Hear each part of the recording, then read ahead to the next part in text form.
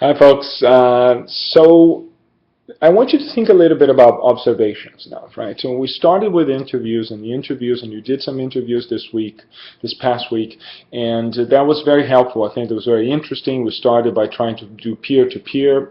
A couple of you were able to do this very well, but these things are organized in sequence for a reason. So make sure that you continue to do that.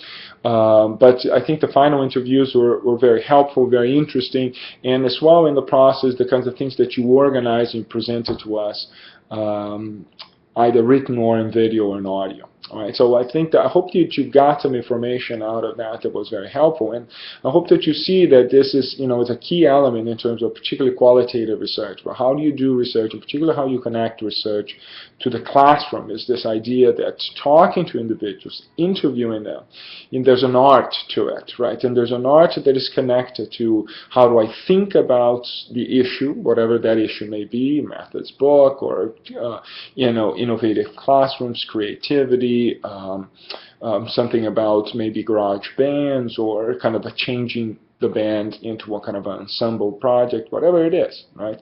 Understanding what the research has been talking about that, just as you're reading, right? Thinking about the kinds of things that are happening, how people are thinking about, the kinds of questions they're asking. Then formulating your own questions.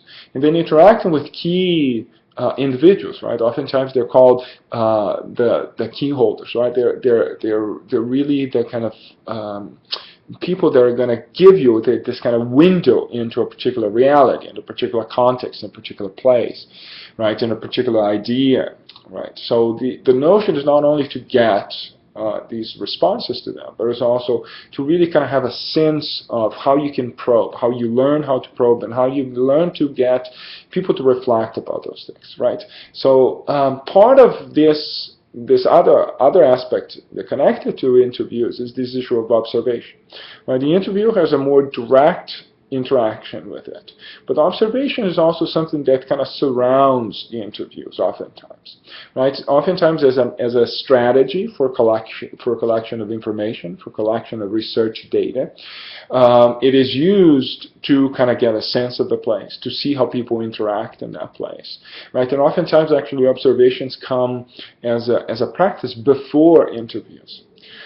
Because I want to have a sense of what is this context, how people speak in this context, what kinds of actions happen, how they interact with each other.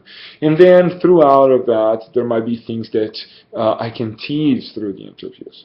Oftentimes, this is a very iterative process as well. So the interview provides some information, and then the observation kind of confirms or disconfirms some of these things, or raises other issues, which are then led to another set of interviews, which then frame the way in which I'm seeing this environment, right, in a different way. The way that I observe this environment in a different way. Observation is therefore this kind of a really integral part, and a kind of really works in conjunction with the notion of interview. Right? I want you to read the chapter that I just sent, which I think is a very strong, very interesting chapter that links to this idea of what observation is, what are the goals of observations, how can we organize our observations in different ways. So for instance, one of the strategies is if I sit in a place, in a classroom, let's say, and I'm trying to pay attention to what's going on there, I can one day look at the observations in a very descriptive way, right? And I can look at all the things that, saying that the room is a very wide room, but there's very few chairs. So there's a carpet in the room. People gather together in different spaces. The risers are on the other side, so students, might sometimes work there. Sometimes they work in groups. Sometimes they work in chairs. There's a kind of this is a dingy classroom. This seems like have not been remodeled in a long time, or this is a fantastically interesting place, even though it's not brand new. There's tons of resources, very colorful. It really creates an environment for learning, or it's very tasked, it's very structured, blah, blah, right? So a descriptive sense that gives us a sense of the space. We can also do something about the people, right? The teacher interacts in a very dynamic way, or the teacher is very centered in the front all the time, or the students seem to engage, but only when prompted, or there's student leadership that's clearly visible. for instance, 5 minutes into my observation, I saw this student doing this and this and that, and when they were playing this particular song, there were several questions, or the teacher invited a couple of the students to lead the ensembles, or they met as a large ensemble, and then they break down into groups, so forth and so on. Right? So there's ways of doing this kind of descriptively. Another kind of a way of doing observation, and there's several of them, and I want you to be thinking about that, is, for instance, to cut in half the kind of, the report that you write, and in one sense, look at what people are doing, right? On the other one, what people are saying.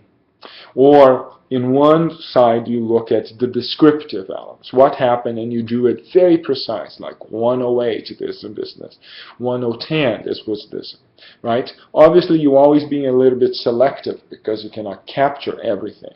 But you can also do that in stages, right? So the first one, you try to capture everything. The second time you observe, you kind of focus more on the kind of general things, general pattern. The third one, you decide, I'm going to focus just on a set of students that I observed last time, and I'm going to focus this more. Right? So on the third one, the fourth one, you said, no, I'm going to focus more on the teachers. Right? So there's different levels. But you can do kind of return, this kind of side by side, something that's very descriptive, as well as on the other side, something that is very subjective. Right? So you see something that happened, or some interaction, or some kind of commentary, and then you write, I wonder if this connects to something I read there and there, or I wonder why the student is doing it. I would like to to follow up on that, or this raises a question for me that is very important, blah blah blah. Right? So you see that there's a kind of back and forth between what you're seeing and the kind of ideas and concepts that this is generating. So in some, observation is not just sitting there, right? Including because of the fact that there's many kinds of observations. Right? There's the idea of observant participant, where you have more an interaction with it. There's a full participant observant, where, for instance, I might be the teacher, but I'm also trying to note what is happening throughout the classroom environment, right? So there's real complexity to the issue of observation, and I want you to pay attention to all this, read the chapter, and start using this out. And you're going to produce a video for this week, a short video about 5 minutes maybe, talking about what you've read and what you learned from the article.